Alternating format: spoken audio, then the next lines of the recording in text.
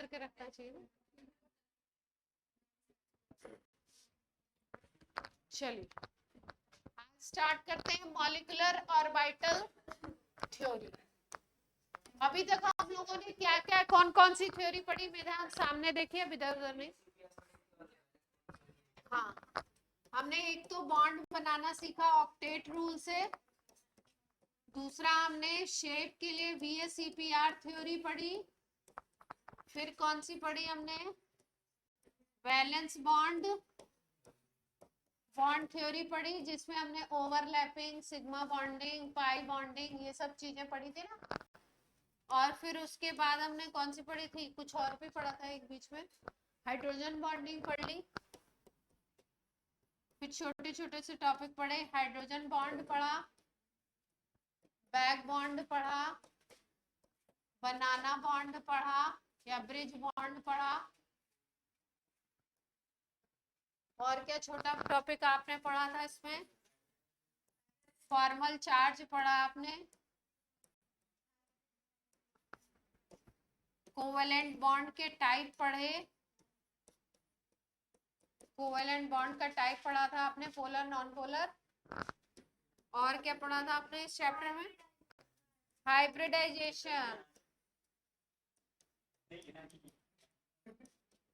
Hybridisation, बहुत important topic है, question आते हैं हाइब्रिडाइजेशन से, है ना।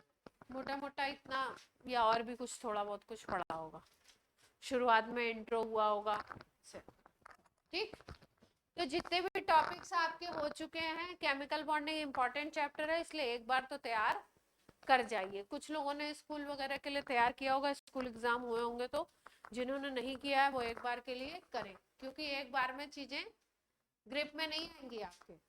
जैसे इन लोगों ने बोला ना कि बनाना बॉन्डिंग का क्या देखना पड़ा, फिर हमको दोबारा से लेक्चर देखना पड़ा, तब जाके बात समझ में आई, है ना। नहीं तो बनाना कहाँ बन रहा है, फिर हम ही बन के उसमें से क्या हुआ, निकल आए।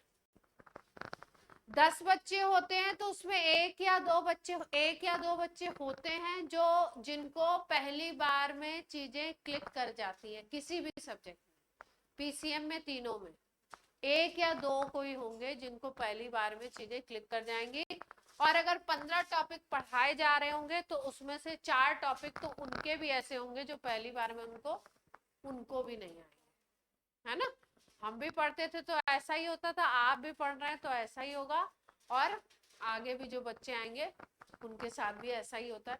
लेकिन जब उसको डबल ट्रिपल बार करते हैं तो चीज समझ में आ जाती है, फिर भी दोबारा करने पे भी नहीं आती है तो आप पूछ लें कि ये टॉपिक नहीं क्लियर हो रहा है, ये चीज समझ नहीं आ रही।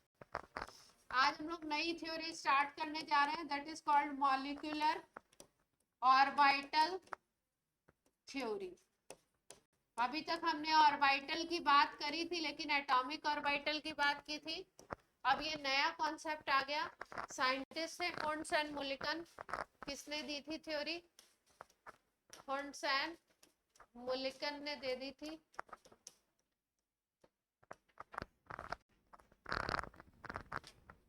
थ्योरी लंबी चौड़ी है इसकी, ठीक है, पहले समझ लेंगे बात को, फिर लिखेंगे, लिखवा भी देंगे, या थ्योरेटिकल फॉर्मेट में आपको दे देंगे, समझिए पहले ध्यान से।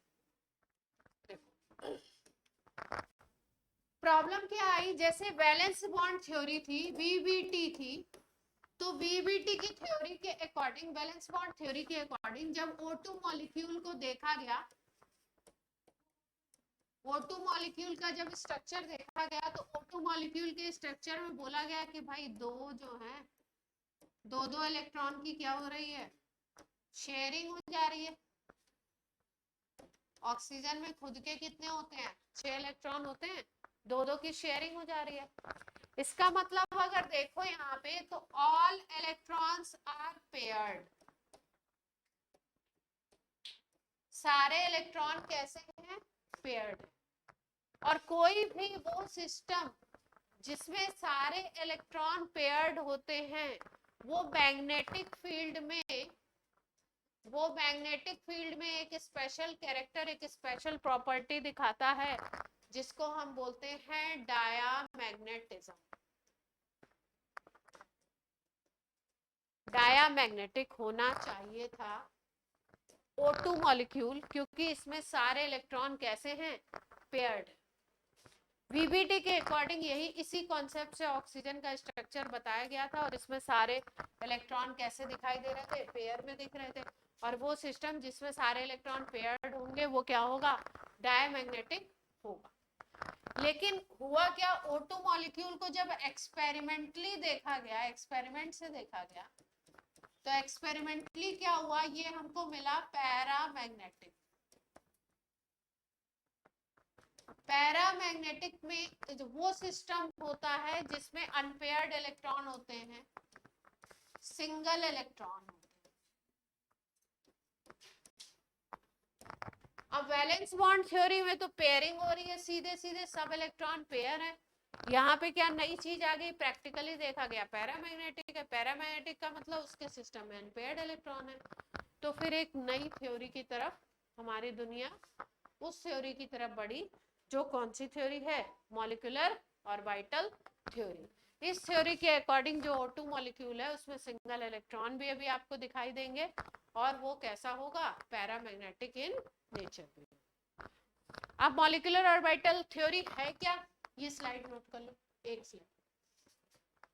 एक स्लाइड तो नोट कर लो। Should be diamagnetic but experimentally it is paramagnetic. Unpaired electron paramagnetic system में होते हैं, डायमैग्नेटिक में क्या होते हैं, सारे इलेक्ट्रॉन पेयर्ड।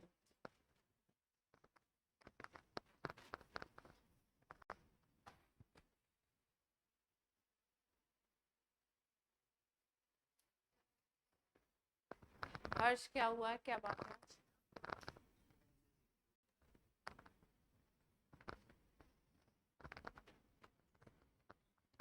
शांति बनाए रखो।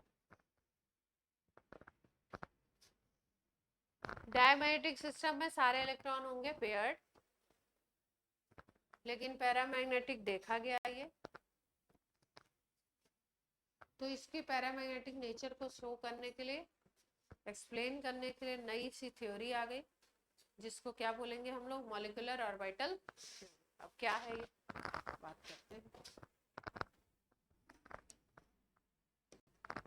मॉलिक्यूलर ऑर्बिटल थ्योरी में अभी तक हम बोल रहे थे, अभी तक जो थ्योरी थी वो ये कहती थी कि एटॉमिक ऑर्बिटल होते हैं और उनमें ओवरलैपिंग होती है अलग अलग तरीके की, और उस ओवरलैपिंग के थ्रू क्या होता है, मॉलिक्यूल बनता है, ये बात होती है ना। ये प्रीवियस थ्योरी यही कहती थी, एटॉमिक ऑर्बिटल ओवरलैप करें, एसएस ओवरलैपिंग होगी, एसपी होगी, पीपी होगी, पी की हेड ऑन होगी, साइडवाइज होगी, इस तरीके की ओवरलैपिंग होगी और बॉन्ड बनेगा, ओवरलैपिंग होगी, शेयरिंग होगी, मॉलिक्यूल बनेगा, कोवेलेंट बॉन्ड का यही कॉन्सेप्ट था। अब मॉलिक्यूलर ऑर्बिटल थ्योरी कहती है कि एटॉमिक ऑर्बिटल को शॉर्ट में लिखते हैं एओ। एटॉमिक ऑर्बिटल जो होते हैं ना, वो जब मॉलिक्यूल फॉर्म होता है तो एटॉमिक ऑर्बिटल अपने दूसरे एटॉमिक ऑर्बिटल के साथ कंबाइंड करते हैं, और कंबाइंड करने के बाद ये कुछ नए ऑर्बिटल्स बनाते हैं जिनको हम बोलते हैं एमओ। जब मॉलिक्यूल फॉर्म होगा तो ये बोल रहे हैं कि एटॉमिक ऑर्बिटल होगा ही नहीं, खत्म हो जाएगा। जैसे मान लीजिए कि ये एक सब्सटेंस है और ये दूसरा सब्सटेंस है, इसको जब मिक्स करके आप कोई नई चीज ही बना दो जिसमें आपको ना ए दिखाई दे ना बी दिखाई दे, आपको नई एक एंटिटी मिल जाए ए बी, तो ये कह रहे हैं कि एटॉमिक ऑर्बिटल आपस में क्या करते हैं, कॉम्बिनेशन करते हैं, और उस कॉम्बिनेशन के थ्रू ये नए ऑर्बिटल बनाते हैं जिसको हम बोलते हैं मॉलिक्यूलर ऑर्बिटल। तो एओ फॉर क्या है, एटॉमिक ऑर्बिटल, और एमओ फॉर क्या है, मॉलिक्यूलर ऑर्बिटल। इनका जो कॉम्बिनेशन होता है वो होता है एक स्पेशल मेथड है जिसको बोलते हैं एलसीएओ मेथड। अब सिखाते हैं क्या है एलसीएओ मेथड। एलसीएओ अब जैसे मान लीजिए कि एक एटॉमिक ऑर्बिटल और दूसरा कंबाइंड किया तो दो मॉलिक्यूलर ऑर्बिटल बनेंगे। जैसे हाइब्रिडाइजेशन में भी था ना कि अगर एक एस और एक पी मिल रहा है तो दो sp बनेंगे, एक एस और दो पी मिल रहे हैं तो तीन sp2 बनेंगे। ऐसा कॉन्सेप्ट था, जितने मिक्स हो रहे हैं उतने ही नए बनेंगे। वैसे ही यहाँ पे एटॉमिक ऑर्बिटल आपके क्या है, एक एटॉमिक दूसरा एटॉमिक मिल गया तो दो मॉलिक्यूलर ऑर्बिटल फॉर्म होंगे। ये जो दो मॉलिक्यूलर ऑर्बिटल होंगे इसमें से एक मॉलिक्यूलर ऑर्बिटल की लो एनर्जी होगी और हाई स्टेबिलिटी। लो एनर्जी वाला बनेगा और हाई स्टेबिलिटी वाला। ये जो दो MO बन रहे हैं इसमें से एक लो एनर्जी और हाई स्टेबिलिटी वाला है और एक हाई एनर्जी और लो स्टेबिलिटी।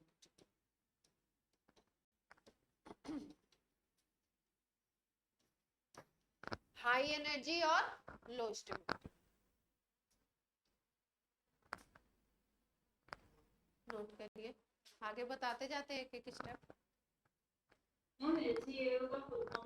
हाँ LCAO सिखा देते हैं ना अगले।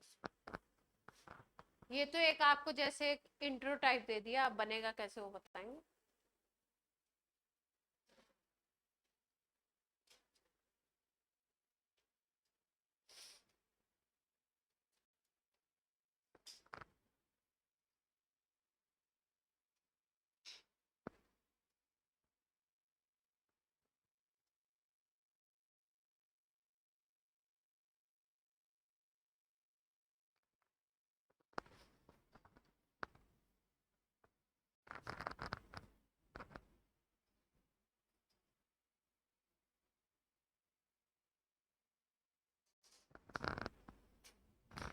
हो गया। जो लो एनर्जी वाला है उसको लिख लीजिए bonding molecular orbital.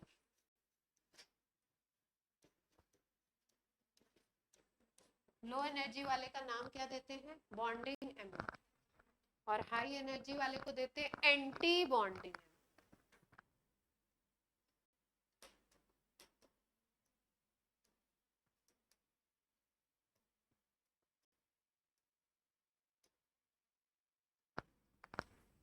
Low energy वाले को बोलेंगे बॉन्डिंग मॉलिक्यूलर ऑर्बिटल और हाई एनर्जी वाले को क्या बोलेंगे, एंटी बॉन्डिंग।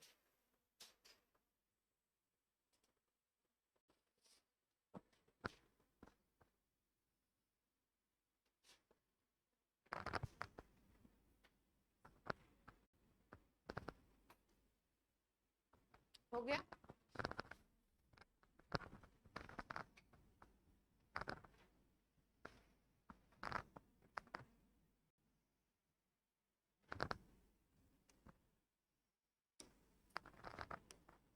अब समझते हैं LCAO।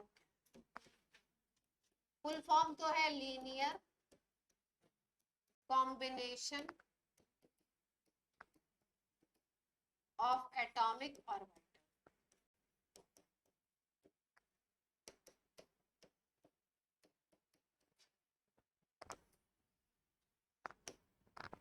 लीनियर कॉम्बिनेशन का क्या मतलब है, देखो मॉलिक्यूलर ऑर्बिटल थ्योरी में जो एटॉमिक ऑर्बिटल है उसके अंदर होंगे इलेक्ट्रॉन।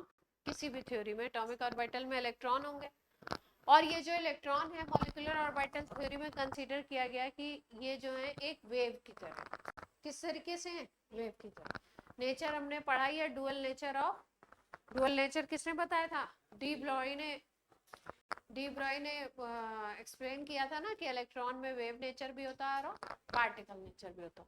तो यहाँ पे क्या कंसीडर किया गया, इसको वेव कंसीडर किया गया।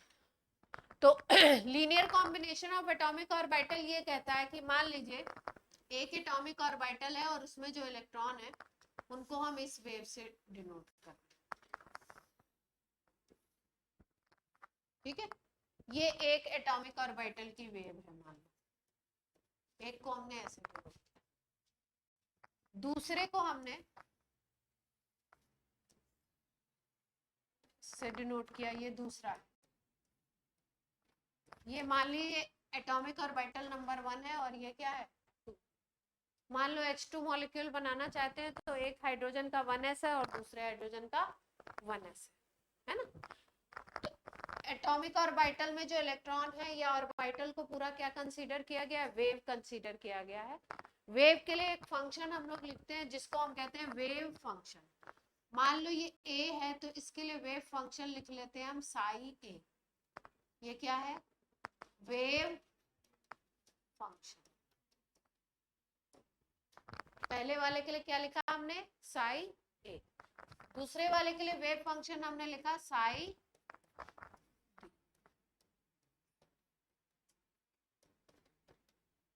ठीक, जब इनका लीनियर कॉम्बिनेशन होगा तो दो ये वेव्स हैं, अगर ये कंबाइन हो रही हैं 0 डिग्री के एंगल पे, वेव्स में वैसे वेक्टर की तरह 0 या 180 नहीं बोलते हैं, वेव्स में दो टर्म यूज किया जाता है, एक को बोलते हैं इन फेज और दूसरे को बोलते हैं आउट ऑफ फेज। या ये बोलते हैं इन फेज है या कुछ पाथ डिफरेंस है। मतलब जैसे मान लो एक वेव इस तरीके से चल रही है, एक का एम्पलीट्यूड मान लीजिए इतना है और एक का एम्पलीट्यूड इतना है। यहाँ पे हम क्या कर रहे हैं, ये दोनों वेव्स इन फेज है, मतलब इनके बीच में कोई भी फेज डिफरेंस नहीं है, बिल्कुल सेम दिख रही है। अगर सेम है, बिल्कुल सेम डायरेक्शन में सेम है, तो अगर ये लीनियरली कंबाइंड करेंगी तो कैसे ये कंबाइन करेंगे, लीनियर कॉम्बिनेशन वेव्स का किस तरीके से होता है। मान लीजिए इसका एम्पलीट्यूड a है और ये दूसरी वाली का भी एम्पलीट्यूड मान लीजिए a है ना। तो जब ये लीनियरली कंबाइंड करेंगे तो लीनियर कॉम्बिनेशन इनका दो तरीके से हो सकता है इन वेव्स का। एक को हम बोल सकते हैं इन फेज और दूसरे को हम बोल सकते हैं आउट ऑफ फेज।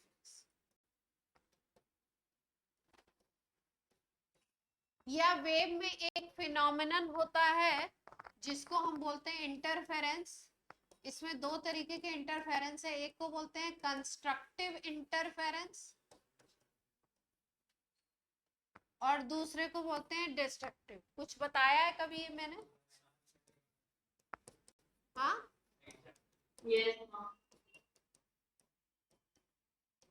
एक है कंस्ट्रक्टिव इंटरफेरेंस और दूसरा है डिस्ट्रक्टिव। कंस्ट्रक्टिव का मतलब दोनों इन फेज हैं, एक ही डायरेक्शन में है, कोई फेज डिफरेंस नहीं है अगर वेव में, तो वो जब कंबाइंड करेंगी तो जो उनके एम्पलीट्यूड होंगे वो एड अप हो जाएंगे। एम्पलीट्यूड क्या होंगे, एड अप होंगे। जब इनका लीनियर कॉम्बिनेशन होगा इस वेव और इस वेव का, तो जब ये एड अप होंगे तो सिचुएशन को बोलते हैं कंस्ट्रक्टिव इंटरफेरेंस। और उस सिचुएशन में क्या होता है, नया जो एम्पलीट्यूड बनता है वो बहुत नहीं, मतलब इन दोनों का एड अप होके बनेगा। मतलब नया एम्पलीट्यूड कैसा होगा, a प्लस a लाइक होगा। ठीक, ये जो सिचुएशन होगी यहाँ पे, इसको हमने बोला था साई ए, इसको बोला था साई बी। अब ये जब कंबाइंड कर गए इन फेज में तो ये जो सिचुएशन होती है इसको हम बोलते हैं साई ए प्लस साई बी।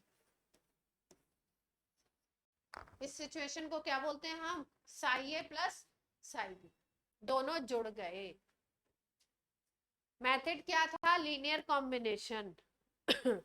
अगर वेव के टर्म से बोले तो कंस्ट्रक्टिव इंटरफेरेंस हो गया।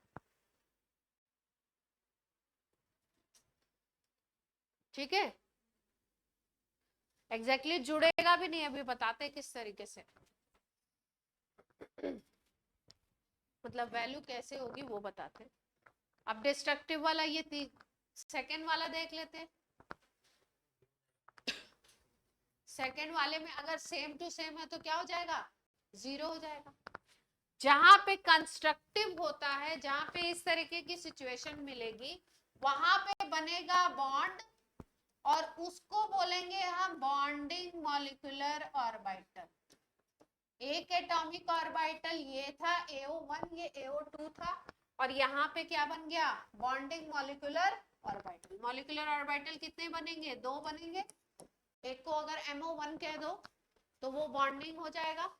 और अगर दूसरे को MO2 बोलो तो कैसा बनेगा, एंटी बॉन्डिंग। तो जब फेजेस, जब एम्पलीट्यूड जुड़ेंगे तो क्या बनेगा, बॉन्डिंग। यहां तक बना लिया तो बोलिए आगे बात करें।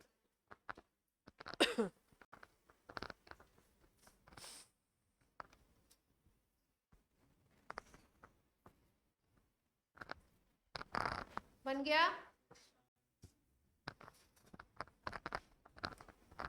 दूसरी सिचुएशन क्या है, डिस्ट्रक्टिव वाली है।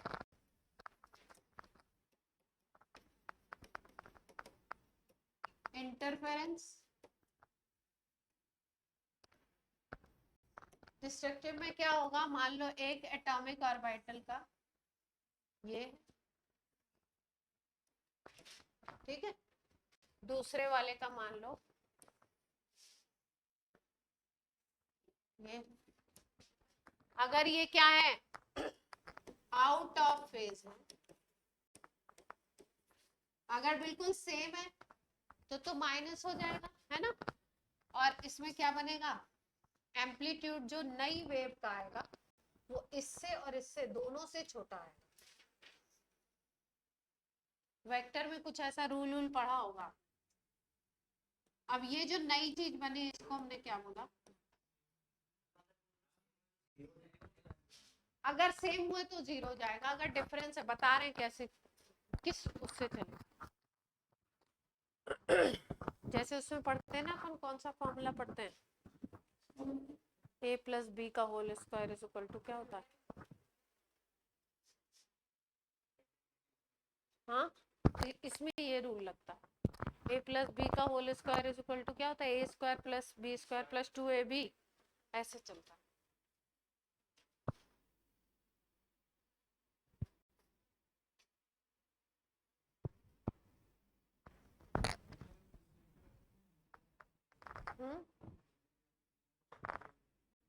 कौन सा नीचे से जाना चाहिए,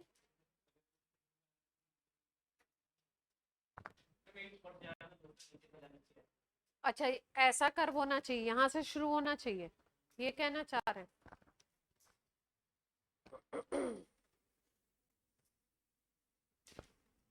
बात में तो दम है।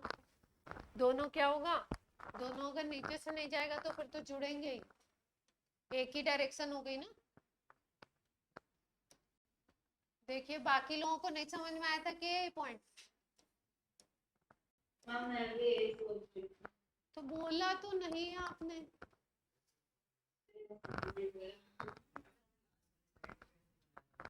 हैं क्या, उसमें सेम फेज में है ना, आउट ऑफ फेज, फेज अलग हो गया ना। क्या हुआ सुहानी जी, सुहानी मंद मंद मुस्कुरा रही।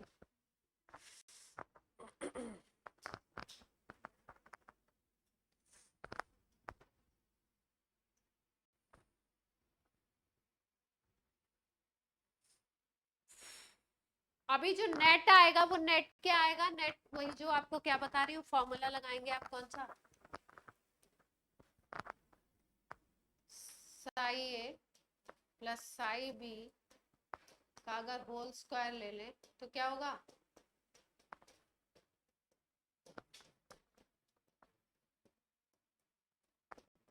इस तरीके से चलेगा, है ना। तो यानी कि अगर नेट देखें जिसमें कंस्ट्रक्टिव हो रहा था, जुड़ रहा था, उसमें नेट की वैल्यू क्या आनी चाहिए, ये आनी चाहिए ना।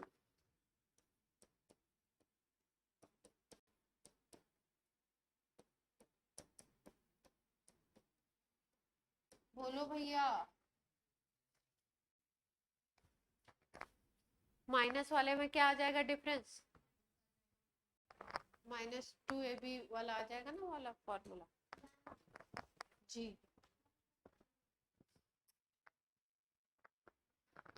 तुम लोगों को सब्जेक्ट रिलेटेड नहीं, वेदर रिलेटेड प्रॉब्लम होती है।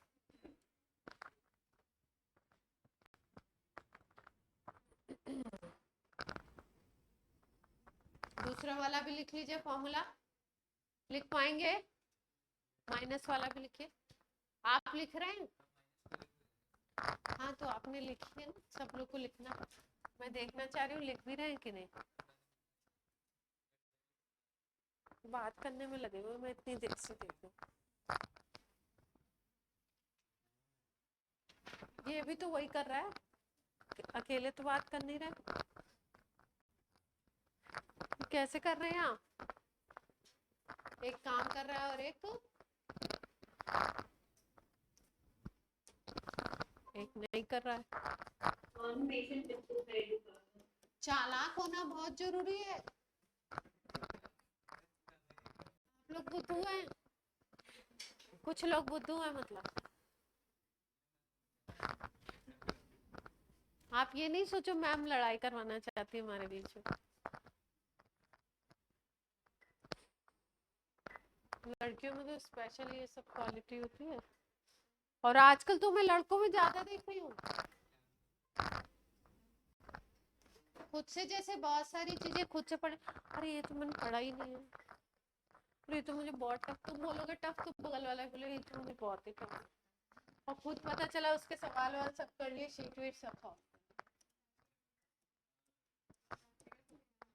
पहले ऐसी लड़कियां ही होती थी, अभी लड़के भी होते।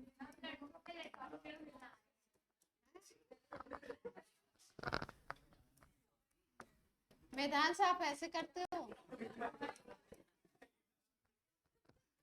दूसरों को अंधेरे में नहीं रखना चाहिए।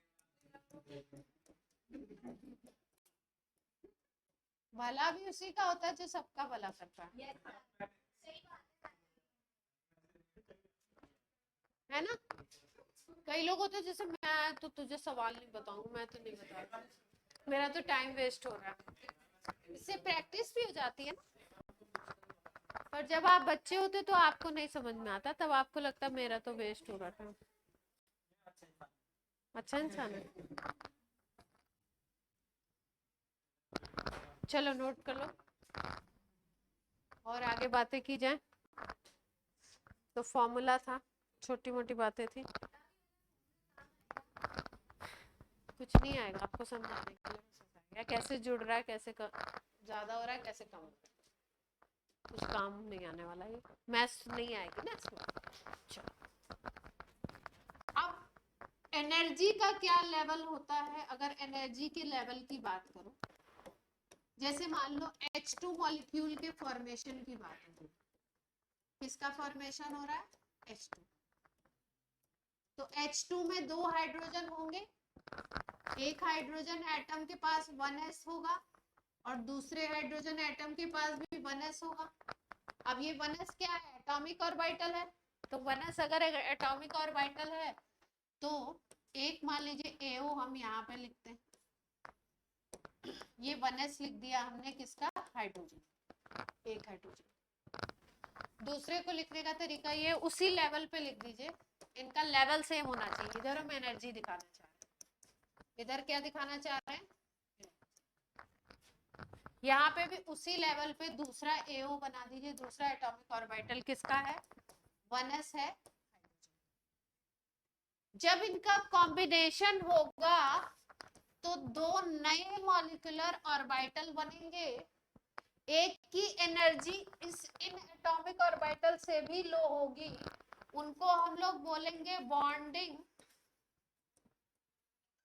मॉलिक्यूलर ऑर्बिटल,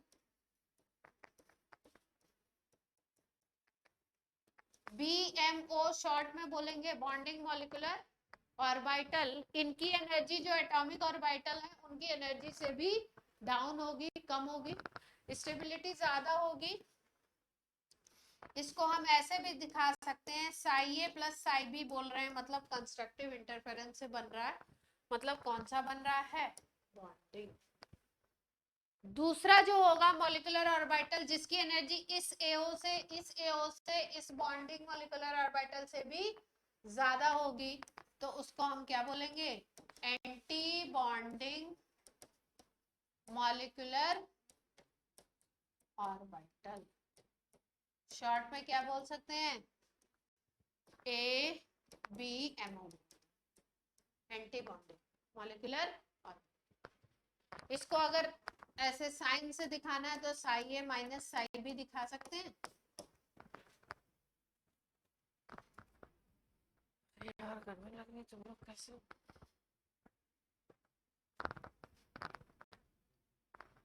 जैकेट पहन के आए लोग।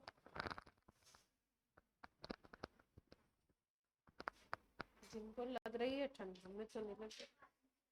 हमें तो इतनी गर्मी लग रही है, हम क्या बताएं। चलाना ही पड़ेगा ही।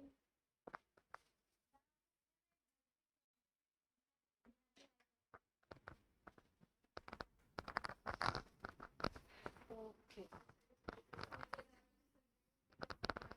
ठीक है। तो एनर्जी किसकी ज्यादा है? एंटी बॉन्डिंग की। इसीलिए इसकी स्टेबिलिटी क्या होगी? इसकी स्टेबिलिटी क्या होगी? इसकी इसकी स्टेबिलिटी, जिसकी एनर्जी कम उसकी स्टेबिलिटी।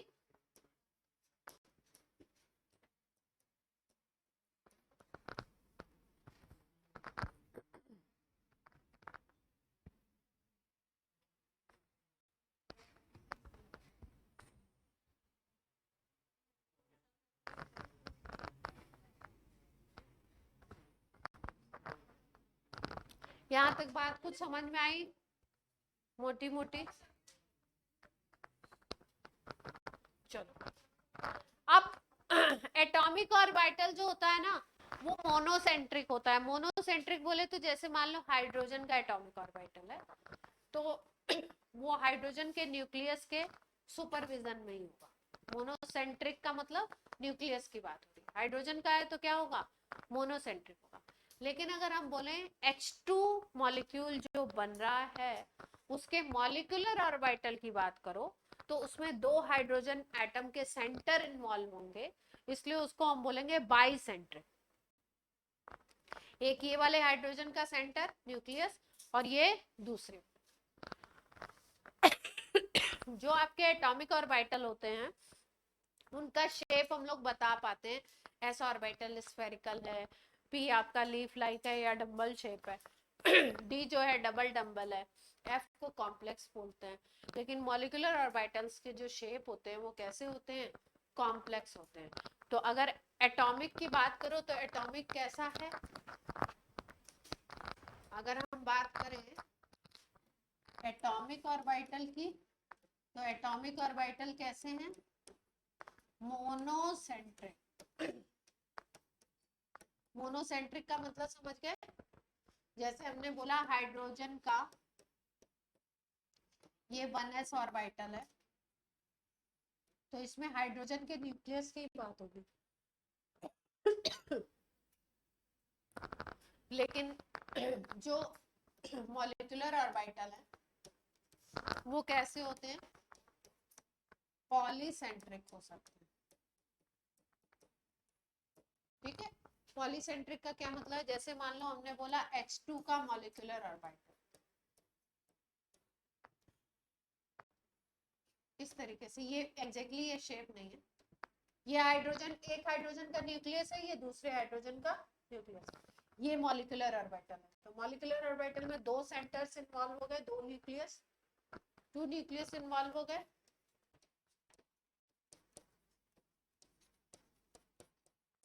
तो क्या बोलोगे इसको? बाइसेंट्रिक बोल सकते हो? बाइसेंट्रिक बोल सकते हैं।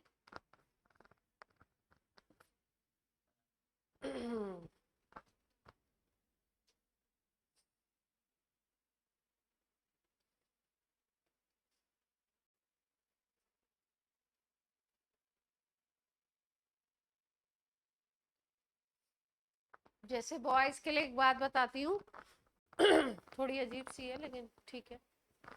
आप भी क्या हो गए, बड़े हो गए, तो चीजों को जानना ही चाहिए। जैसे मान लीजिए बॉयज की मैरिज नहीं हुई है, तो क्या होता है? माँ का पूरा पूरा अधिकार होता है अपने बच्चे पर। लड़की के लिए भी ऐसा ही है।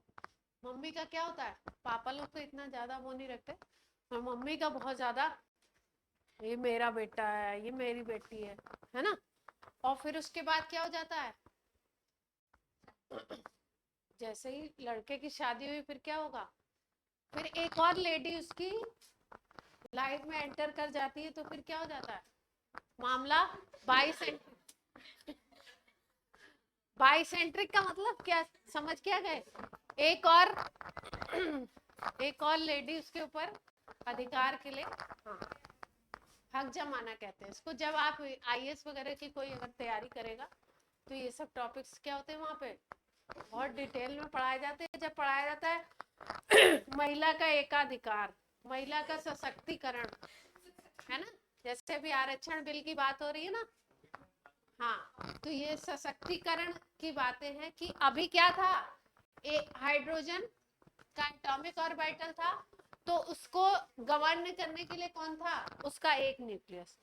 जब हाइड्रोजन ने H2 मॉलिक्यूल बना लिया तो उसमें नई एंटाइटी बन गई, मॉलिक्यूलर ऑर्बिटल थ्योरी कहती है कि अब एटॉमिक ऑर्बिटल खत्म, एटॉमिक ऑर्बिटल का कॉम्बिनेशन हो गया तो एटॉमिक ऑर्बिटल खत्म। अब नए ऑर्बिटल्स बन गए जिनका नाम क्या हो गया, मॉलिक्यूलर ऑर्बिटल, और वो बाइसेंट्रिक हो गए। अगर H2 की बात करो तो क्या हो गया, वो बाइसेंट्रिक हो गया, मतलब अब दो न्यूक्लियस के इफेक्ट में वो, ठीक है। अच्छा, एग्जाम्पल लग रहा है आप लोग को ज्यादा पसंद नहीं आया। हाँ,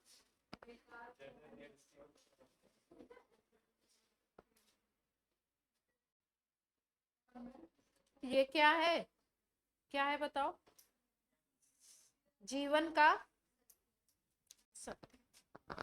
अच्छा, देखो यहाँ पे अगर देखो एनर्जी के टर्म्स में देखिए आप, तो एनर्जी सबसे ज्यादा किसकी है, एंटी बॉन्डिंग मॉलिक्यूलर ऑर्बिटल की है। तो एंटी बॉन्डिंग, बॉन्डिंग और एटॉमिक सब में अगर बोले तो एनर्जी सबसे ज्यादा एंटी बॉन्डिंग की है, तो स्टेबिलिटी सबसे लो इसकी होगी।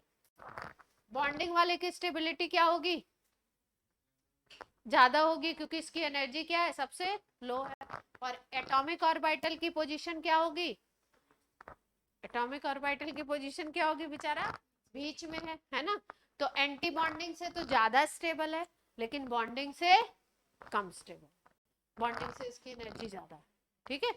तो अगर यहाँ पे ऐसे लिखना चाहो छोटू सा बना के, तो क्या लिखेंगे, एओ की स्टेबिलिटी कहाँ पे आएगी, बॉन्डिंग से कम होगी,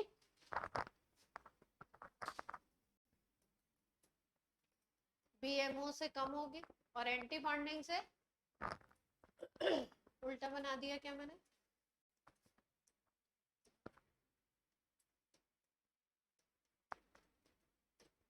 एरो सही बने, देख लो जो मैंने बोला वही बने। स्टेबिलिटी की बात हो रही है,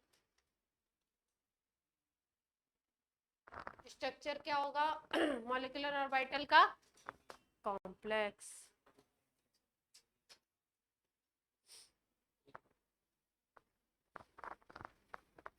अब ये जो मॉलिक्यूलर ऑर्बिटल होते हैं इनको डायग्रामेटिकली भी रिप्रेजेंट करना है आपको, कैसे कैसे बनेंगे, क्या क्या है, उसका डायग्राम मैंने डाला नहीं है तो थोड़ा उसको डायग्राम से एक्सप्लेन करूंगी आपको। इसमें जैसे एटॉमिक ऑर्बिटल में कॉन्फ़िगरेशन होता था, इलेक्ट्रॉनिक कॉन्फ़िगरेशन हम लोग करते थे, जिसमें 3 रूल्स इन्वॉल्व होते थे। एक को बोलते थे हंट्स रूल, दूसरा कौन सा था, अबाव प्रिंसिपल, एटॉमिक स्ट्रक्चर में पढ़ा था ना, और तीसरा पॉली एक्सक्लूसिव प्रिंसिपल। यहाँ पे आपका अबाव प्रिंसिपल और कौन से काम में लेंगे हम लोग, हंट्स रूल की बात करेंगे, है ना। जैसे एटॉमिक ऑर्बिटल में इलेक्ट्रॉन की फिलिंग होती है, वैसे ही मॉलिक्यूलर ऑर्बिटल में इलेक्ट्रॉन की फिलिंग होती है, थोड़ा सा अलग तरीका है, बस उसको सिखाते हैं आपको।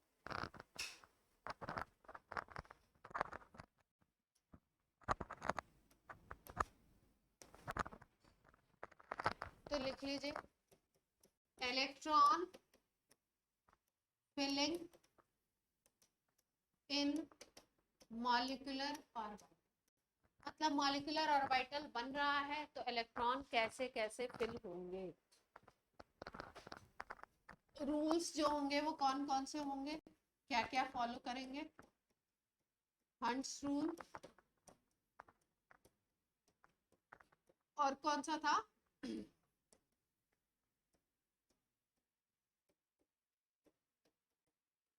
ऑब्बा प्रिंसिपल, पाउली एक्सक्लूसिव की जरूरत नहीं है, लिख सकते हैं।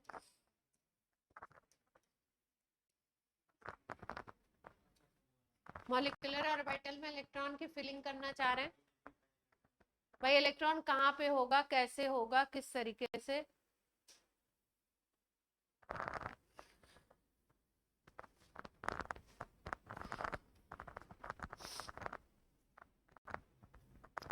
जैसे जब हम एटॉमिक ऑर्बिटल की बात करते थे, तो एटॉमिक ऑर्बिटल में हम क्या क्या किसमें किसमें इलेक्ट्रॉन फिल करते थे, जैसे 1s में करते थे, फिर 2s में होता था, फिर 2p में होता था, इस तरीके से होता था ना, इस तरीके से चलता था सिस्टम एंड सो ऑन। ठीक, यहाँ पे जब मॉलिक्यूलर ऑर्बिटल की बात करोगे, इसमें इलेक्ट्रॉन फिल करेंगे, तो इसमें हम लोग सिग्मा और पाई बॉन्ड को भी दिखाते हैं साथ में। क्या दिखाते हैं हम? सिग्मा और पाई बॉन्ड को भी हम डिनोट करते हैं। किस तरीके से होता है? जो बॉन्डिंग मॉलिक्यूलर ऑर्बिटल होगा BMO होगा, BMO होगा, मान लीजिए 1s और 1s के कॉम्बिनेशन से बन रहा है, ठीक है, तो उसको हम लोग ऐसे दिखाएंगे, सिग्मा 1s। क्या लिखेंगे इसको? Sigma 1s। अगर मान लीजिए इसी के कॉम्बिनेशन से एंटी बॉन्डिंग बन रहा है, तो एंटी बॉन्डिंग में चेंज बस इतना आता है कि इसके साथ एंटी बॉन्डिंग को पहचानने के लिए इसके साथ स्टार लगाते हैं। क्या लगाते हैं? Star. Sigma star 1s। Star लगा हुआ मतलब क्या है? वो कौन सा एंटी बॉन्डिंग की बात कर रहे हैं। और अगर स्टार नहीं लगा है, सिग्मा पाई ऐसे लिखे हुए हैं, तो मॉलिक्यूलर ऑर्बिटल है, लेकिन कौन से हैं? बॉन्ड।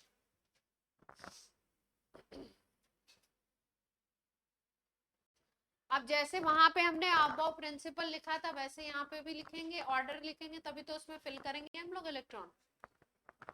लिखा जाए, इसमें 2 रूल्स हैं। अभी बहुत सारी चीजें आपकी बुक में उस तरीके से दी होंगी डायग्राम वाइज, है ना, वो भी कराएंगे। अभी थोड़ा सा हम किस पे आ गए? थोड़ा सा नेक्स्ट पार्ट पे आ गए, बीच का थोड़ा सा पार्ट आपका।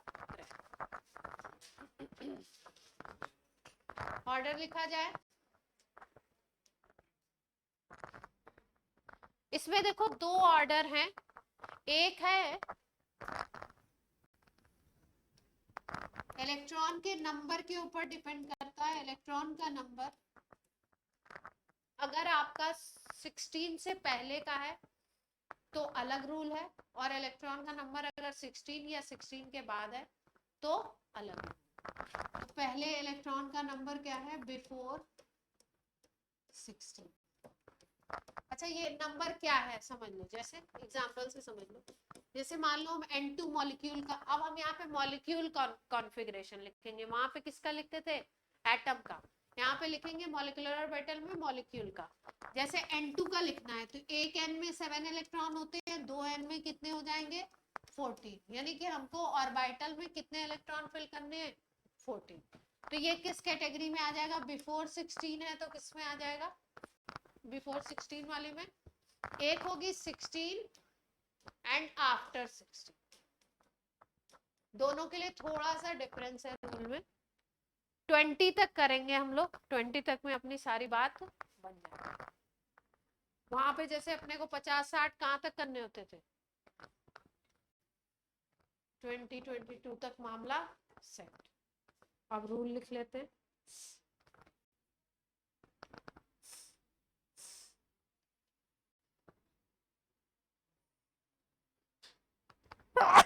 क्या हुआ बच्चा पार्टी?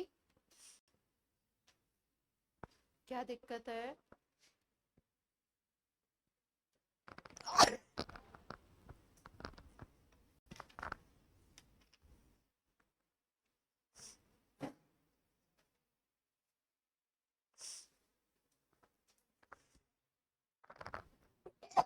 देखो 16 एंड आफ्टर 16 का पहले लिखते हैं। क्या रूल? पहले भरा जाएगा इलेक्ट्रॉन सिग्मा 1s में, ऊपर एक प्राइम पार्ट लिख लो। वहां पे हम जैसे इलेक्ट्रॉन भरते थे S2 P में भरते थे P6 पूरे कंप्लीट, D में भरते थे D10 और F में भरते थे कितने F14, है ना। यहाँ पे जो ऑर्बिटल है वो ब्रेक करके है, ब्रेक करके है मतलब एक ऑर्बिटल में केवल 2 इलेक्ट्रॉन बने, एक ऑर्बिटल में केवल कितने इलेक्ट्रॉन फिल करने हैं आपने, 2 फिल करने, इससे ज्यादा आपको नहीं फिल करने। मतलब यहाँ पे क्या बात हो रही, एक ऑर्बिटल का मतलब एक ब्लॉक, कितने मैक्सिमम इलेक्ट्रॉन फिल कर सकते हो आप, 2, है ना। ऑर्डर क्या है देखिए, पहले है सिग्मा 1s, फिर इसके बाद आता है sigma star 1s, sigma 1s sigma star 1s, फिर इसके बाद आता है sigma 2s sigma star 2s। 2 line का ऑर्डर है, अगर वो याद होगा तो क्या होगा, आपकी बात बन जाएगी, सारे सवाल इसके बनेंगे। फिर आता है sigma 2pz, sigma 2pz,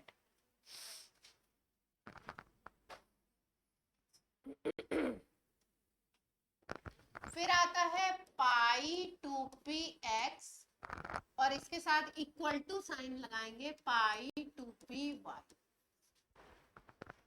equal to का मतलब बताएंगे अभी क्या है, पाई 2px एंड पाई 2py। फिर ये जो पाई 2px है पाई 2py है, ये तो इसमें तो स्टार लगा नहीं है, मतलब ये कौन से हैं, बॉन्डिंग है, इसी के एंटी बॉन्डिंग आ जाएंगे, पाई 2px पाई 2py का क्या है, एंटी बॉन्डिंग। तो पढ़ेंगे क्या, pi star 2px pi star 2py।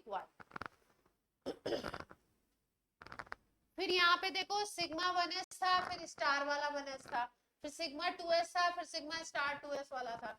यहाँ पे सिग्मा 2pz आया था, लेकिन इसका स्टार वाला नहीं आया था, इसका स्टार वाला इन सब इन चारों के बाद।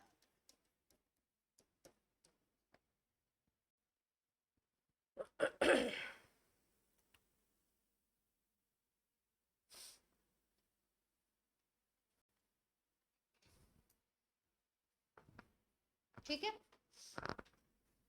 अब देखो, अब एक एग्जांपल लेके आपको पहले यहाँ पे इसको सिखाते हैं। जैसे मान लो सपोज तुमको, अभी हमने सबसे पहले बात O2 से स्टार्ट करी थी, तो O2 का ही करते हैं। O2 के इलेक्ट्रॉन अगर देखो तो एक इलेक्ट्रॉन, एक O में कितने होंगे 8, तो 2 में कितने हो गए 16 इलेक्ट्रॉन का सिस्टम, यानी हमें कितने इलेक्ट्रॉन फिल करने हैं 16।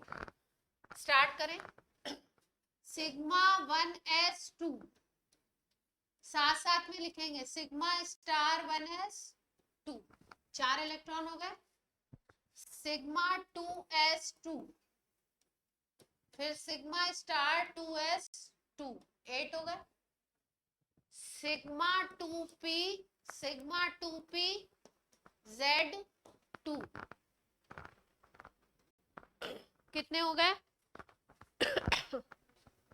10 हो गए, कितने करने हैं 16, 6 और बढ़ने, यहाँ पे पढ़ लेते हैं पाई 2px2 पाई 2py2, 14 हो गए। ये जो इक्वल टू साइन है इसका मतलब ये है कि इन दोनों की एनर्जी px और py दोनों की एनर्जी क्या है, सेम है।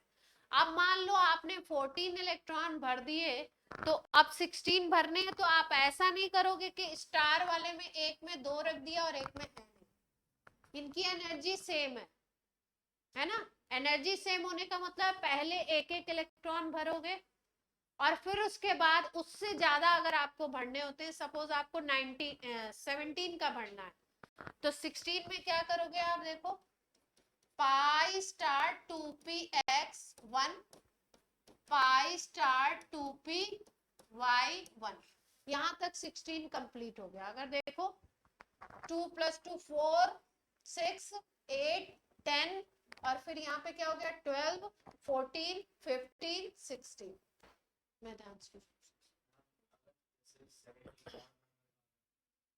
हाँ 17 आता है, तो इसमें पहले भरेंगे, इसमें डबल करोगे फिर 18 होगा तो इसमें डबल करो।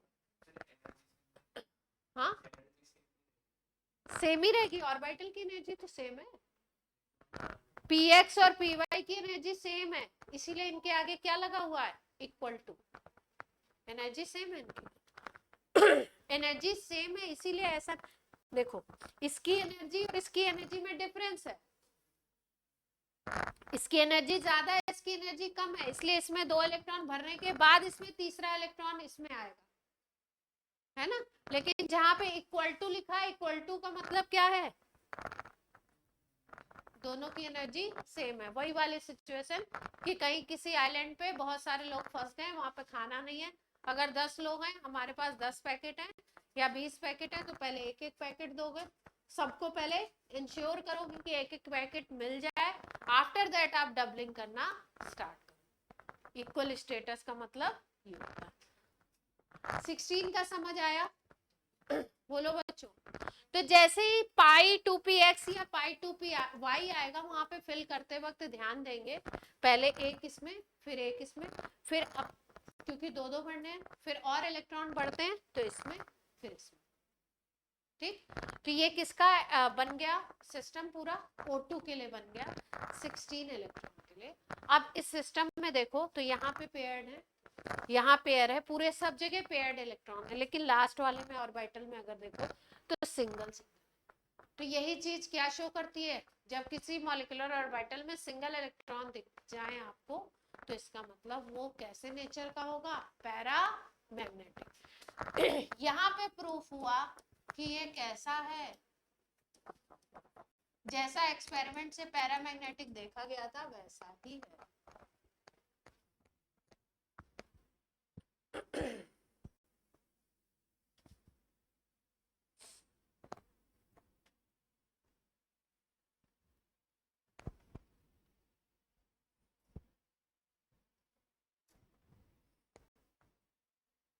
16 का क्लियर है सबको, कोई डाउट है तो पूछ लीजिए। हर्ष कोई डाउट है?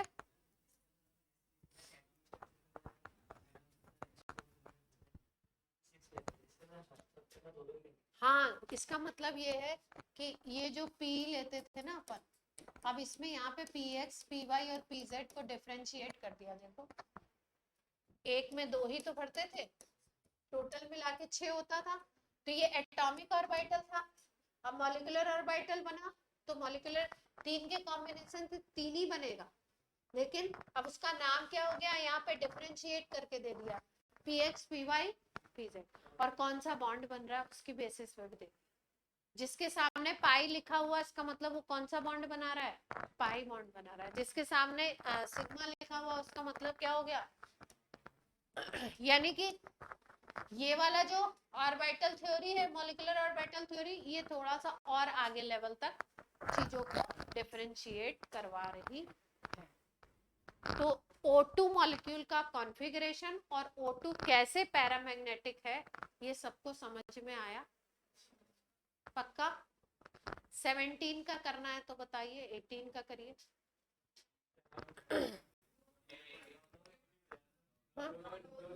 17 में यहाँ पे 2 हो जाएगा, पहले वाले में 2 आ जाएगा, और 18 में यहाँ पे, तो 17 तक तो पैरामैग्नेटिक रहेगा।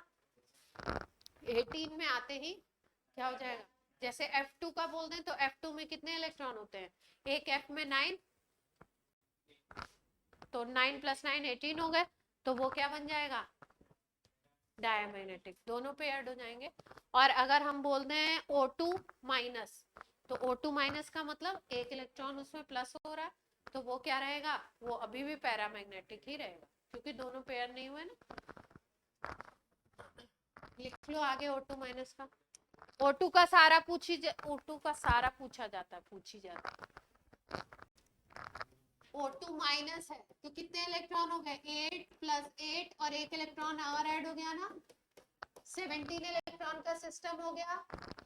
ये वाली लाइन याद होगी तो कर लेंगे, sigma 1s2, sigma star 1s2, sigma 2s2, sigma star 2s2, sigma 2pz2।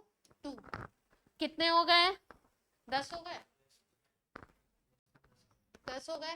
इसके बाद कौन सा था, पाई 2p x2 पाई 2p y2। फिर क्या था, स्टार वाले थे, pi star 2p pi star 2p। अब यहाँ पे जब आ जाता है तो इलेक्ट्रॉन सावधानी से भरते हैं। यहाँ तक कितने हो चुके हैं, 1 2 3 4 5 6 7, तो 14 हो चुके हैं। कितने भरने हैं, 15 16, अब 17 करना। तो यहाँ पे स्पीसीज क्या हो गई,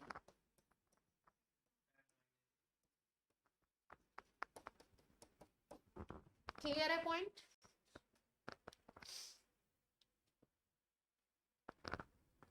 स्पीसीज हो गई पैरामैग्नेटिक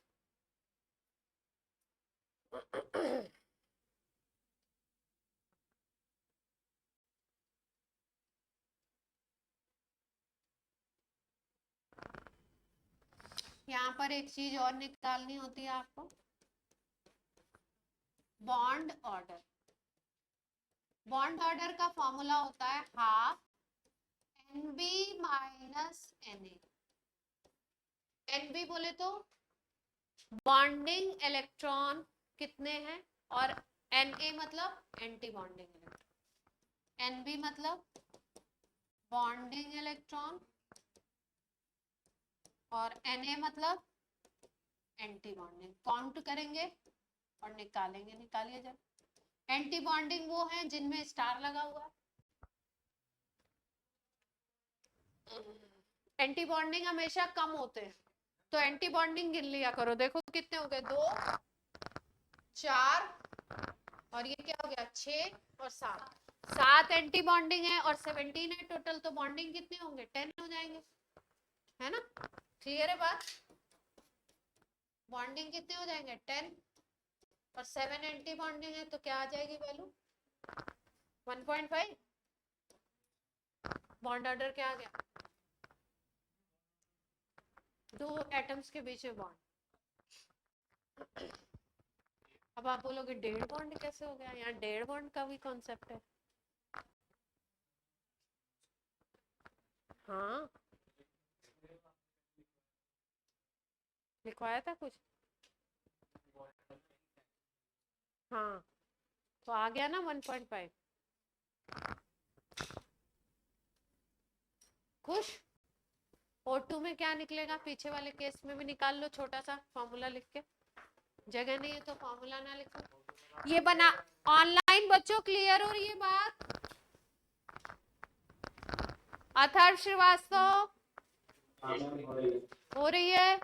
O2 में भी निकालिए, अगर O2 माइनस का निकल गया तो निकाल लो, कॉपी में निकालना। जब करते जब मतलब बाद में रिवाइज करते हैं तो लिखा हुआ होता है तो अच्छा। O2 में भी निकाल लो बॉन्ड ऑर्डर, रितिका निकालिए। O2 में क्या निकालना चाह रहे हैं, bond order BO, half bonding minus anti bonding. Bonding कितने इलेक्ट्रॉन है, एंटी बॉन्डिंग लेते हैं, कितने थे 2 4 6 ही है, और 16 में से 6 हो गए, ये बॉन्ड ऑर्डर कितना आ जाएगा 2। पिछली कौन सी, ये वाली।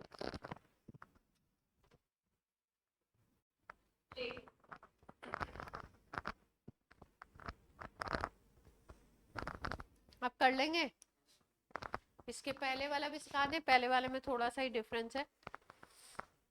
मतलब आपको ये लाइन याद है और थोड़े से रूल्स याद है कि यहाँ पे पहले 1 1 बनना है, फिर डबलिंग करनी है, तो आप bond order easily, bond order paramagnetic diamagnetic ये तो इजीली निकाल लो, ठीक है। आगे स्टार बनाओ और लिखो, स्टार बनाइए और लिखिए आगे पॉइंट।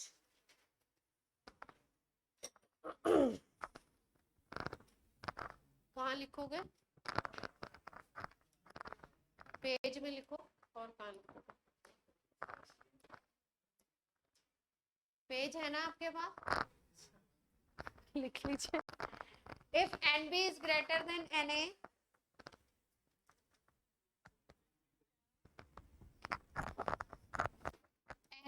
ज्यादा हो Na से, बॉन्डिंग इलेक्ट्रॉन का नंबर ज्यादा हो एंटी बॉन्डिंग से, तो मॉलिक्यूल विल बी स्टेबल। दूसरा केस है अगर बॉन्डिंग इलेक्ट्रॉन एंटी बॉन्डिंग से कम हो, Nb is less than Na, unstable. अगर बराबर हो तो भी अनस्टेबल।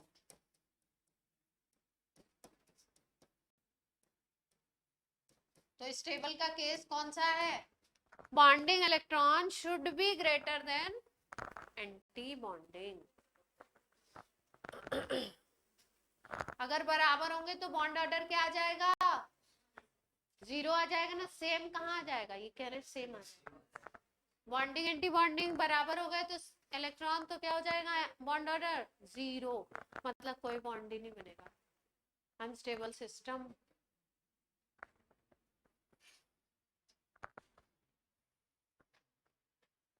कुछ आपके भेजे में कुछ दिमाग में बात घुसी थोड़ी बहुत? जी बोलिए गार्गी।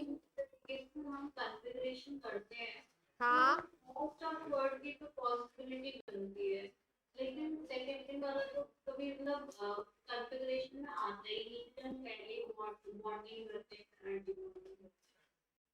क्या कह रही, क्या कह रही?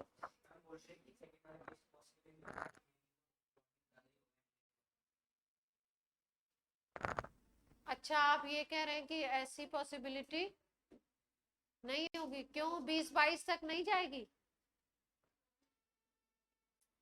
हाँ, मैं कह रही हूँ जैसे ये पहली और तीसरी पॉसिबिलिटी पे जब कॉन्फ़िगरेशन करने पे आते हैं तो आ चुके हैं, लेकिन ये जैसे ये जो सेकंड वाली है तो ये तो कभी आएगी ही नहीं कि हम पहले बॉन्डिंग करते हैं फिर ये एंटी बॉन्डिंग करते हैं, तो ज्यादा उसका कहने का मतलब है कि जब बॉन्डिंग भर लेते हो तभी उसका एंटी बॉन्डिंग भरते हो। जैसे सिग्मा 1s भरा तो फिर उसके बाद उसका स्टार वाला भरते हो, तो बॉन्डिंग तो ऑब्वियस सी बात है क्या होगा? ज्यादा ही होगा। एंटी बॉन्डिंग इलेक्ट्रॉन से नंबर हमेशा क्या होगा? ज्यादा। तो सेकंड वाली पॉसिबिलिटी असल में लिखवाई क्यों है, ये पूछने का मतलब है आपका, है ना? ये कहाँ पे देखने को मिलेगा? मैंने किसी मॉलिक्यूल में तो देखा है, बताती हूँ आपको, देखना पड़ेगा मुझे भी। क्वेश्चन तो सही है आपका कि भाई जब ये पॉसिबिलिटी है नहीं तो रिपोर्टेड क्यों है, लिखी क्यों है? कहीं तो रिपोर्टेड है। चलो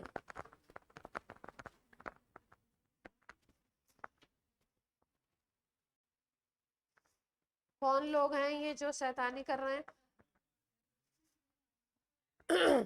लिख लीजिए B2C2N2। और क्या?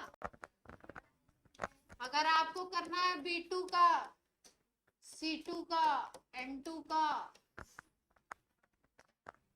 लेस देन 16 है, क्या है? लेस देन 16 का अगर करना है, B2 किस में आएगा? 10 इलेक्ट्रॉन। C2 में कितने होंगे? 12। और N2 में कितने होंगे? 14। इसका अगर करना है कॉन्फ़िगरेशन।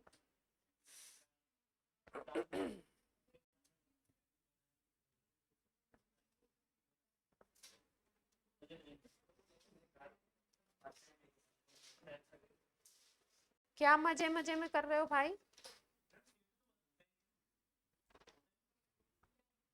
ओ भाई, लिखेंगे कॉन्फ़िगरेशन, फिर उसके बाद बॉन्ड ऑर्डर निकालेंगे, फिर बताएंगे होता है या नहीं, उसी से प्रूव करेंगे होता है या नहीं।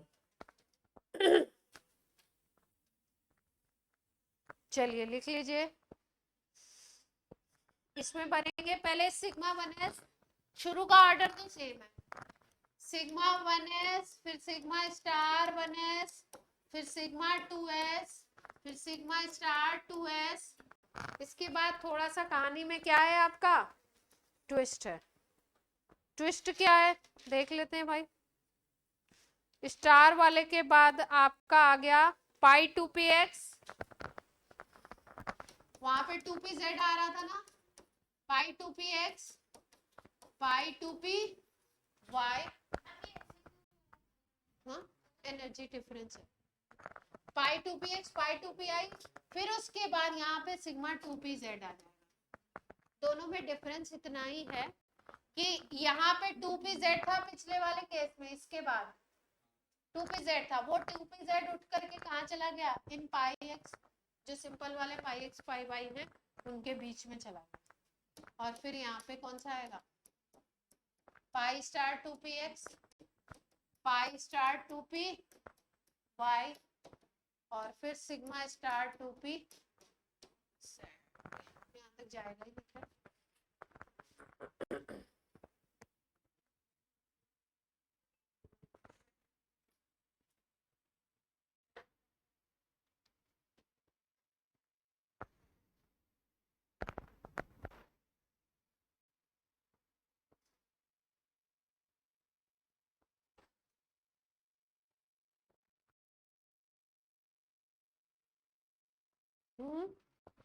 करो B2 का, अरे अच्छा मैंने बोला नहीं,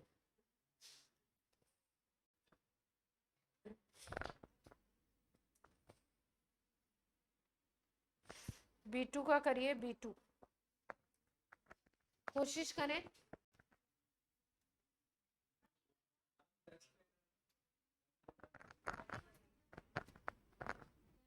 इसी में नहीं करेंगे, अलग अलग लिखेंगे, ये नहीं उसी में सबका दिखा रहे हैं कि लाइन। बॉन्ड ऑर्डर निकालेंगे, डाया पैरा बताएंगे,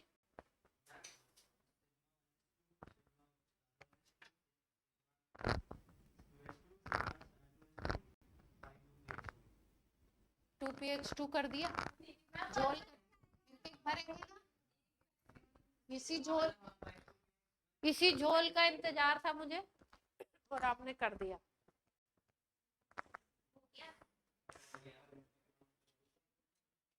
कि कोई तो ये गलती करेगा ही। 2 6 क्यों भरना है, पहले ही बता दिया 2। चलो जल्दी, हाँ C2 का पैरा डाया सब तो बताओ।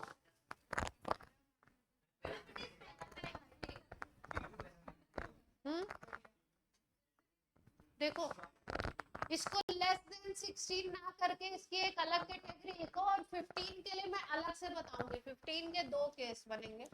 इसको लिखो अप टू 14, अप टू 14, 15 को अलग बताना पड़ेगा, 15 के 2 केस बनते हैं।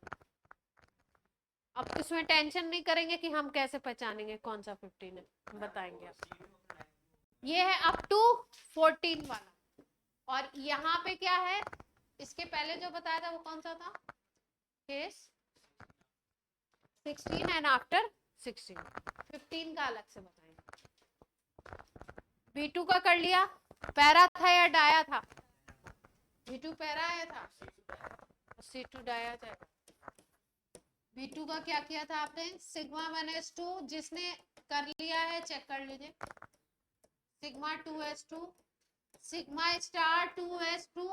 जैसे ये पाई वाले ऑर्बिटल आएंगे ध्यान से इलेक्ट्रॉन भरेंगे, पहले एक एक इलेक्ट्रॉन भरना है, फिर अगर जरूरत पड़ती है तो डबलिंग कीजिए, यहाँ पे जरूरत नहीं पड़ी। बॉन्ड ऑर्डर निकाल लीजिए धनाधन, half NB minus Na। Bonding electron कितने दिखाई दे रहे हैं, 2 4 और 6 है ना, 6 बॉन्डिंग दिख रहे हैं। तो एंटी बॉन्डिंग कितने होंगे, टोटल 10 है तो 4 ही होंगे। बॉन्ड ऑर्डर क्या आ गया, 5 + 5 10 का केस। बॉन्ड कितना अगर बनेगा तो कितना बनेगा, बॉन्डिंग कहाँ पे है, ये बॉन्डिंग कितने इलेक्ट्रॉन है, 6, एंटी बॉन्डिंग कितने हैं, 4, तो पॉसिबिलिटी है स्टेबिलिटी की, स्पीसीज कैसी होगी,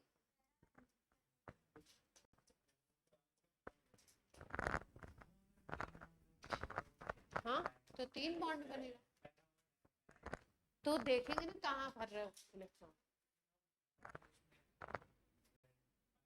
तो भी पैरा ही होगा ना, एक तो अनपेयर्ड रहेगा।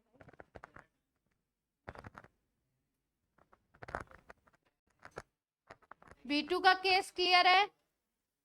क्लियर है पक्का?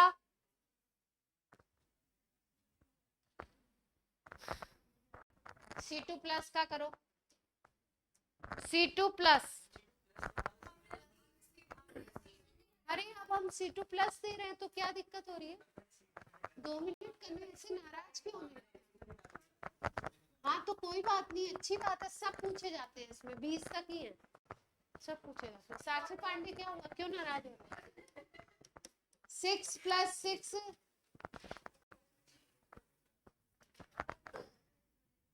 एक इलेक्ट्रॉन माइनस हो जाएगा तो कितने का बन जाएगा? चलो भरो।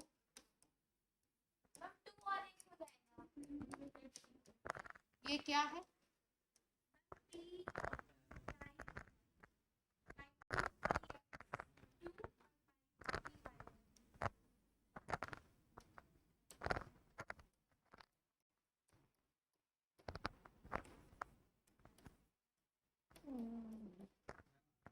कितने इलेक्ट्रॉन हो गए? 8 हो गए। अब क्या भरना था इसके बाद? पाई 2p x था ना?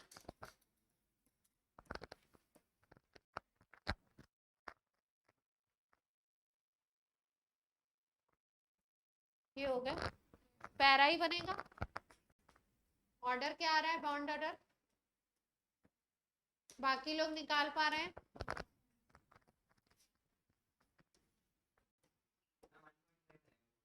बॉन्ड 0.5 आएगा। NB minus Na। Anti bonding कितने हैं? 2 4। ऑनलाइन बच्चों कर पा रहे हैं? बच्चों yes.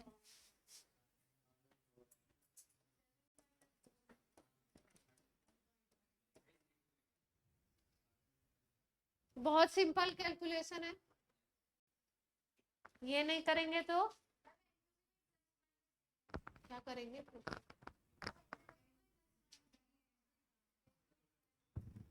N2 ही दिया।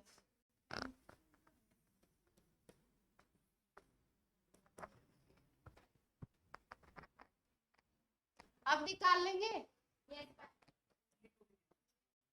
15 वाला केस सिखा दें, स्टार बना के एक अच्छी सी लाइन लिखो। बादल बादल एकदम क्या बोलते हैं, मेरे गुस्से की बरसात हो जाएगी आपके ऊपर, बिन बादल बरसात हो जाएगी। चलिए पॉइंट लिखिए। Bond order is directly proportional to bond energy, is directly proportional to bond dissociation energy। सबका फुल फॉर्म नीचे लिख लीजिएगा। Bond order is directly proportional to bond energy, या बॉन्ड डिसोसिएशन एनर्जी भी कह सकते हैं। Inversely proportional to bond length Bl, और एक और चीज होती थी, 3 चीजें पूछते। स्ट्रेंथ हो गई ना, बॉन्ड स्ट्रेंथ, बॉन्ड ऑर्डर ज्यादा है तो बॉन्ड स्ट्रेंथ भी ज्यादा हो।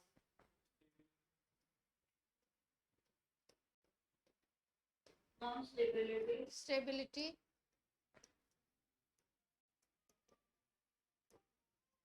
पूरी लाइन लिख लो, ये पूरी लाइन आपके काम की है। 4 स्पीसीज 5 स्पीसीज दी जाएंगी, उनका बॉन्ड ऑर्डर आप निकालेंगे, फिर क्या करेंगे? कहाँ प्लस माइनस नहीं है, वो बीच में आ गया है।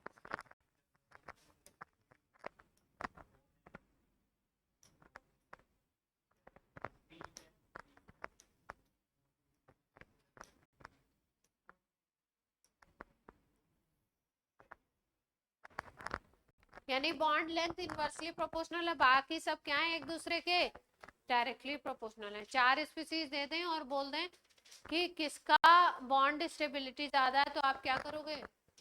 या बॉन्ड लेंथ किसकी ज्यादा है तो क्या करोगे? आप ऑर्डर में लगाओ, तो सबका बॉन्ड ऑर्डर कैलकुलेट करोगे। जिसका बॉन्ड ऑर्डर ज्यादा उसकी बॉन्ड लेंथ कम। बंद करने के लिए किसने कहा? तुरंत, पता नहीं क्या दिक्कत है इनको, मुझे पता ही नहीं चलता है।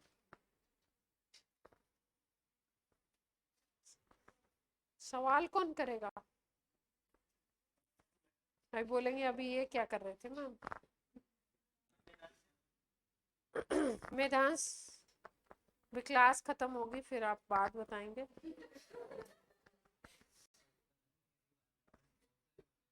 फिर आप घर जाएंगे। 7:15 तक का मेरे पास टाइम है।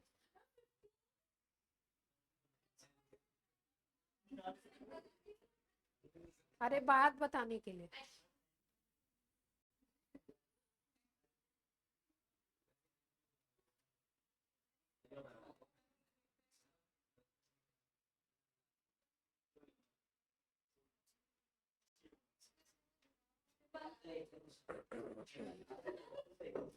चलो भैया करो,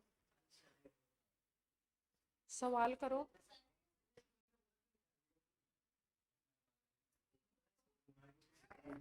क्वेश्चन लिखिए, शो ना करें। बोलते ही सवाल भी गायब हो जाता है, पता नहीं क्यों।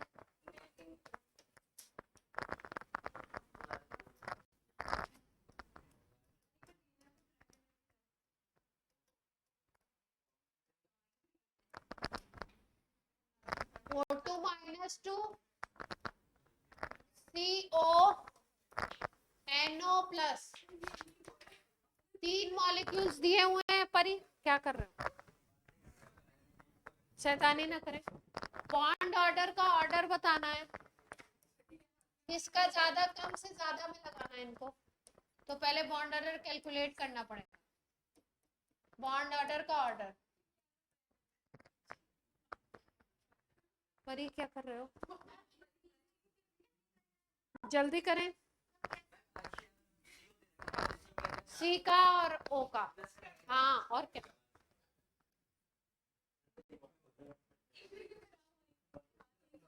बादल करो, सवाल करो। परी छोड़ दो, कोई बात मत करो, हो जाता है ऐसा। विहान तुम सवाल करो। विहान तुम्हारा मैं सबसे पहले सवाल देख लिया ना आपने, जय का। बादल करो, पेन छोड़ो, पेन के पीछे पड़ेंगे। दो मुझे।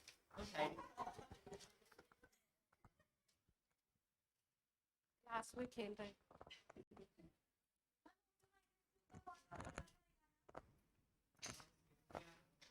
सेम आ रहा है कैसे? इलेक्ट्रॉन सेम है क्या? 6 और क्या हो गया? उस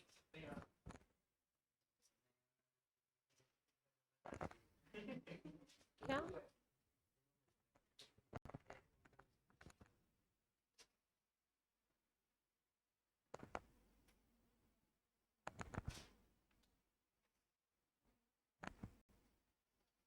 निकालो भैया, आपके क्लास का लास्ट क्वेश्चन है।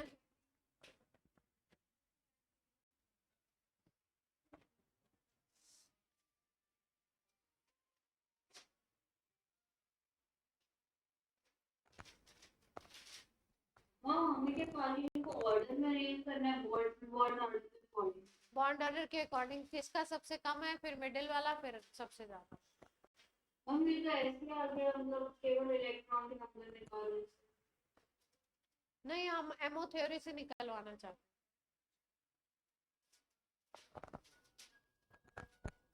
हैं, एमओ थ्योरी से निकलवाना है।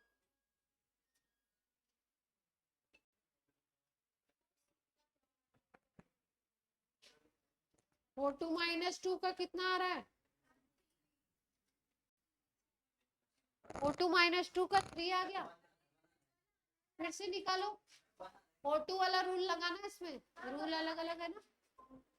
16 एंड एबव वाला रूल लगेगा।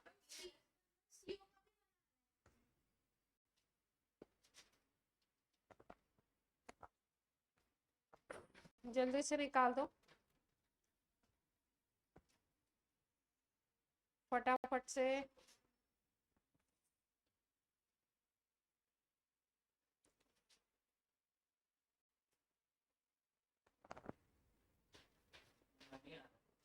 किसका?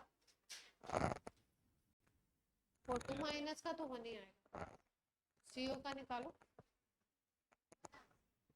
हम 3 रहेगा। मैं बताऊं, चलो O2 माइनस 2 का देखते हैं। कितने इलेक्ट्रॉन हो गए? 8 + 8 + 2 16 + 18 हो गए, है ना? 18 इलेक्ट्रॉन का सिस्टम हो गया। तो लिख लें sigma 1s2 sigma star 1s2, फिर क्या था sigma 2s2 sigma star 2s2, और 16 वाला सिस्टम है, 16 एंड अबव है, तो यहाँ पे सिग्मा 2p z आ जाएगा ना।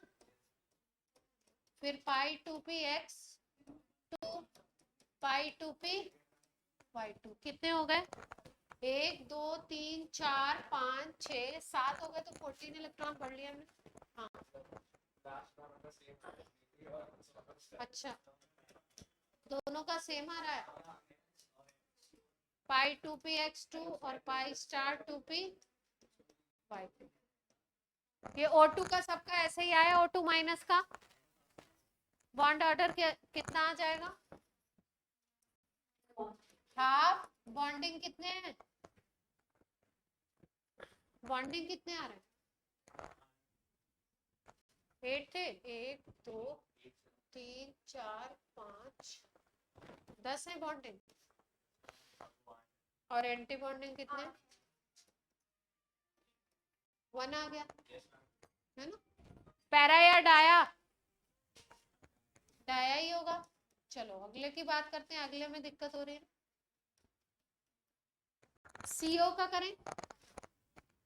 CO में कितने इलेक्ट्रॉन हो गए? 6 + 8 कितने हो गए? 14 का सिस्टम बन गया। N2 में 3 आता है, 14 के सिस्टम में कितना आता है? 3 आता है, तो निकाल लेते हैं। Sigma 1s2 sigma star 1s2 sigma 2s2 sigma star 2s2, यहाँ पे 2p z नहीं आएगा, 14 वाला सिस्टम नहीं, 16 वाला सिस्टम नहीं है ना, 14 वाला है। तो क्या ले लेंगे यहाँ पे? पाई 2p x2 बादल पाई 2p y2। कितने भर दिए हमने? 12 भर लिए। ध्यान कहाँ है? हाँ, अब 2p z आ जाएगा। कितने हो गए बॉन्ड ऑर्डर? हाँ, NB बोलो, बॉन्डिंग गिनो बादल, बॉन्डिंग गिनो कितने इसमें?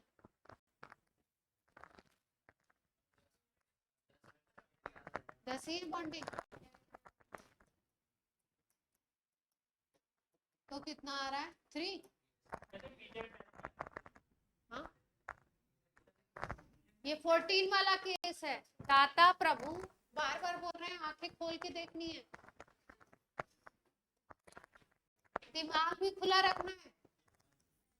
अब क्या है ये? NO+, क्या है? NO+।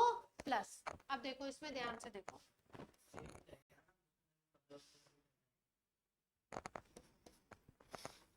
नाइट्रोजन में कितने हैं? 7। ऑक्सीजन में कितने होते हैं? 8, है ना? और -1, तो 14 का ही बन रहा है। तो इन दोनों का क्या होगा?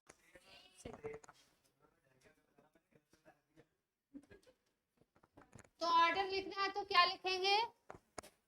क्या लिखेंगे बच्चे? सबसे ज्यादा किसका था? इन्हीं दोनों का तो है।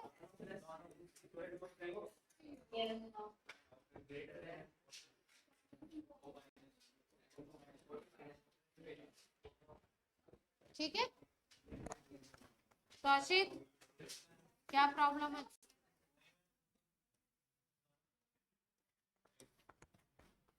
शैतानी एनर्जी कहाँ लिखना है?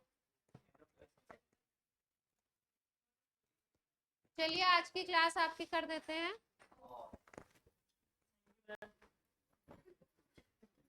अब नेक्स्ट क्लास में क्या सिखाएंगे आपको? स्ट्रक्चर कैसे बनेगा, कहाँ पॉजिटिव पोल है, कहाँ पे